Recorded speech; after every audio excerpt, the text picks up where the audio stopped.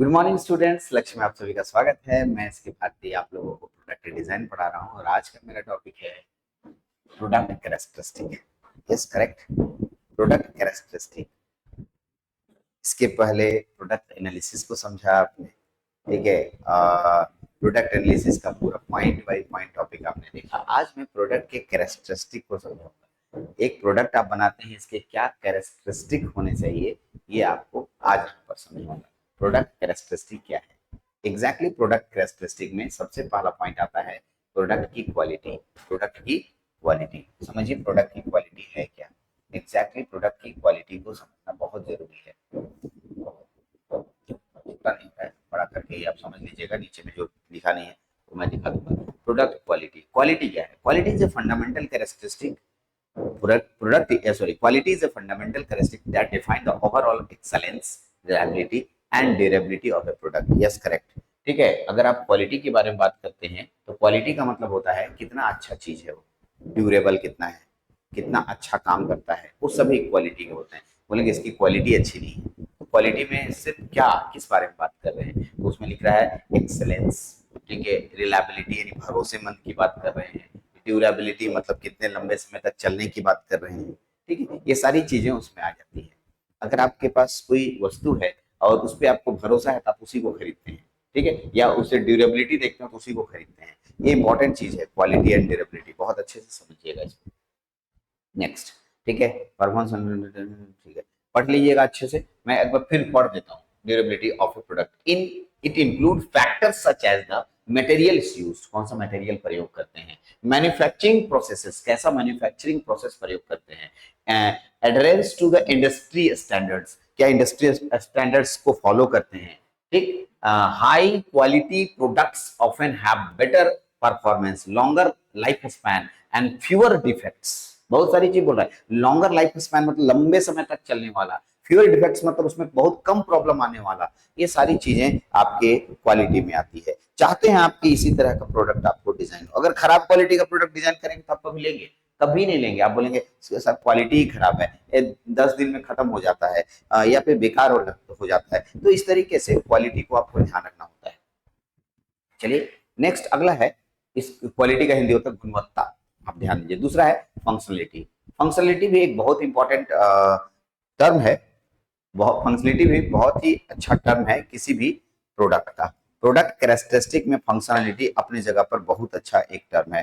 Functionality क्या होता है पहले आप बताएंगे, फंक्शनलिटी किसे कहते हैं?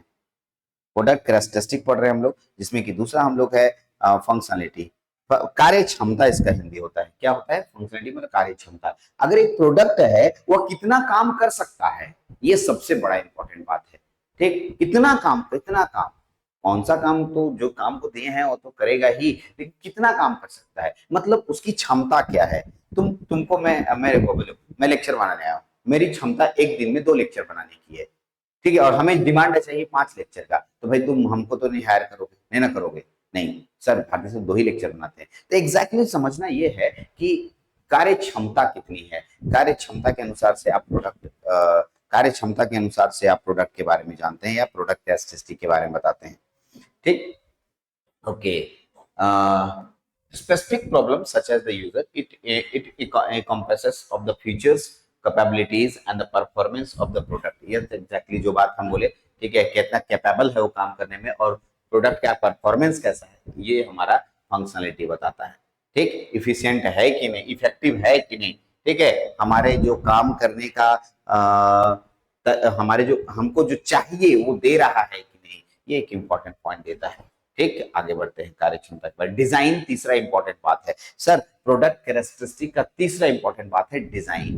भाई अभी डिजाइन वाला भी आया था। अगर अगर कोई 2 प्रोडक्ट है तो उसके डिजाइन के आधार पर कैरेक्टरिस्टिक डिफाइन करते हैं। डिजाइन के आधार पर मतलब बोलते हैं कि देखो इस प्रोडक्ट का डिजाइन अच्छा है, प्रोडक्ट का डिजाइन अच्छा नहीं है, दोनों सेम काम कर रहा है, सेम चीज है, सेम फंक्शनलिटी के साथ है, सेम एफिशिएंसी है, लेकिन इसका डिजाइन अच्छा, तो डिजाइन वाले की तरफ, अच्छे डिजाइन वाले की तरफ जाएंगे।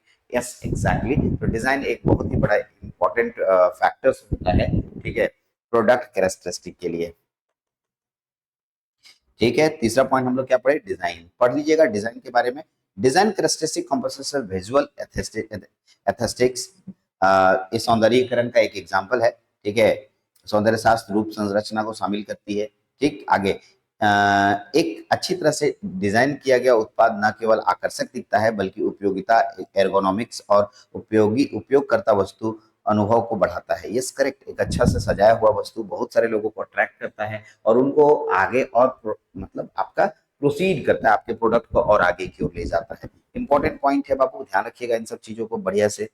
तीसरा है, अगला है, नेक्स्ट पॉइंट है डिजाइन के बाद चौथा पॉइंट है फीचर्स। क्या है? फीचर्स। यस, इंपॉर्टेंट, ये भी एक बहुत ही बड़ा फैक्टर है। ठीक, प्रोडक्ट एनालिसिस, प्रोडक्ट कैरेक्टरिस्टिक का एक अलग अगला है फीचर्स। फीचर्स मतलब होता है गुण, विशेषताएं बोलते हैं इसको आप, यानी कि विशेषताएं का मतलब किस काम के लिए बनाया गया है, क्या वो वही काम करता है या कोई दूसरा काम करता है। फीचर्स, फीचर्स आर स्पेसिफिक, मैं अपने टैब से पढ़ रहा हूँ तो एग्जैक्टली यहाँ पर लिखा है, आप इसको ऊपर देखिए।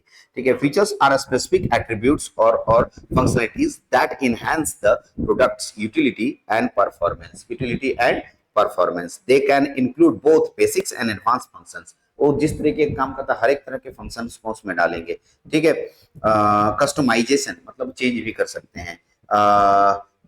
यूजर कंट्रोल, यूजर कंट्रोल भी इसमें दिया जाएगा। कनेक्टिविटी, कंपेटेबिलिटी अदर डिवाइसेस, ये सभी फीचर्स कहलाते हैं। जैसे तुम एक मोबाइल खरीदा, एक लड़का बोला कितना फीचर्स है इसमें, क्या क्या फीचर्स है बताइए, तो बोले देखिए सर कैमरा इधर उधर हो सकता है, ऊपर नीचे हो सकता है। क्या आपका कैमरा ऊपर नीचे होता है? नहीं, तो ये फीचर्स कहलाता है। ठीक, तो फीचर्स आ गया। फीचर्स के बाद अगला टर्म आता है, नेक्स्ट है मेरे पास पैकेजिंग। कौन सा? पैकेजिंग। पैकेजिंग क्या है सर? पैकेजिंग का मतलब प्रोडक्ट कैरेक्टरिस्टिक में पैकेजिंग बहुत ही इंपॉर्टेंट चीज है।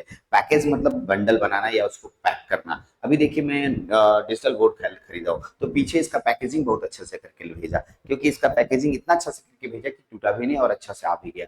उसको पकड़ने वाला, हैंडल करने वाला, उठा के ले जाने वाला बहुत अच्छा था। अगर आप किसी चीज का पैकेजिंग बहुत अच्छा से करते हैं तो वो एक अट्रैक्टिव बन जाता है, वो प्रोडक्ट कैरेक्टरिस्टिक में आता है। बहुत अच्छा से पैकेजिंग का मतलब उसको अच्छे से रैप करना, उसके वो किस तरह का प्रोडक्ट है तो उसको बचाने के लिए, क्या ये कांच का प्रोडक्ट है तो उसके आगे पीछे थर्मोकोल लगाना, ये सब पैकेजिंग में आता है। जैसे अब आप बोलोगे कोई सामान को दे दिया पैकेट करके दे दिया, अब मैं बॉल खरीदा एक बाहर बाजार से, उसको एक प्लास्टिक में दे दिया तो भाई फूट जाएगा ना।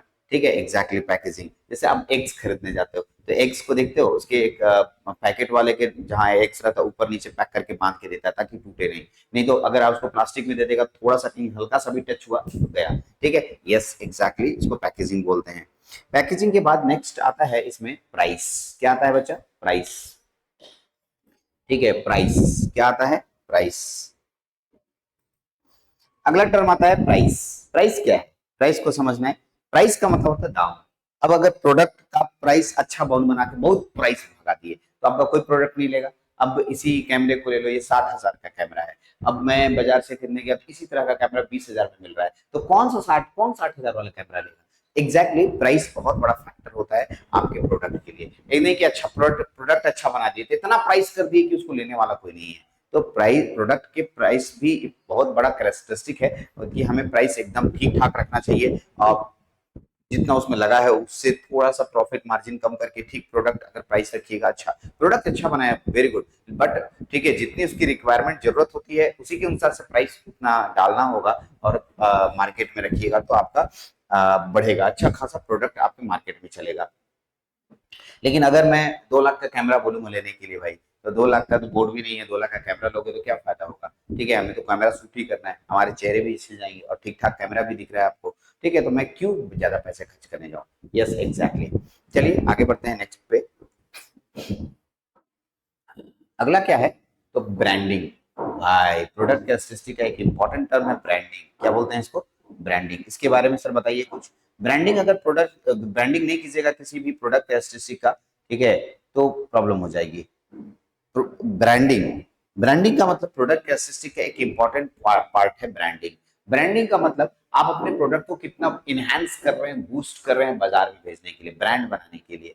ठीक है, जैसे लक्ष्य पॉलिटेक्निक, अगर आप बाजार में पूछते हैं किसी बच्चे से कि लक्ष्य पॉलिटेक्निक, तो उम्मीद है 10 में से 6 बच्चे या 7 बच्चे बोलेंगे हाँ ठीक है, आप वहाँ पढ़ सकते हैं, आप वहाँ जा सकते हैं, अच्छा कोचिंग है, यहाँ के फैकल्टी अच्छा है। ठीक है सर, भारती सर भी हैं जो अच्छा है। तो इस तरीके से आपको एक फीडबैक मिलता है और उसके साथ साथ ब्रांडिंग होता है। तो ब्रांडिंग बहुत बड़ी बात होती है। ठीक है, जिससे ब्रांड की आइडेंटिटी पता चलती है, साफ साफ लिखा है ब्रांड आइडेंटिटी, पहचान, ठीक है, रेपुटेशन, देखिए रेपुटेशन यहीं से क्लियर होता है, association with link to the product, product identity और रेपुटेशन से जुड़ा रहता है। आइडेंटिटी मैंने पहचान, मेरी पहचान लक्ष्य पॉलिटेक्निक से है, मैं मेरे को कोई देखता है तो बोलता है देखो भारतीय लक्ष्य पॉलिटेक्निक के सर जा रहे हैं, एग्जैक्टली आइडेंटिटी ब्रांडिंग का नाम होता है। ये ब्रांडिंग बहुत ही बड़ा इंपॉर्टेंट फैक्टर है, ठीक है, इंपॉर्टेंट कैरेक्टरिस्टिक है किसी भी प्रोडक्ट का।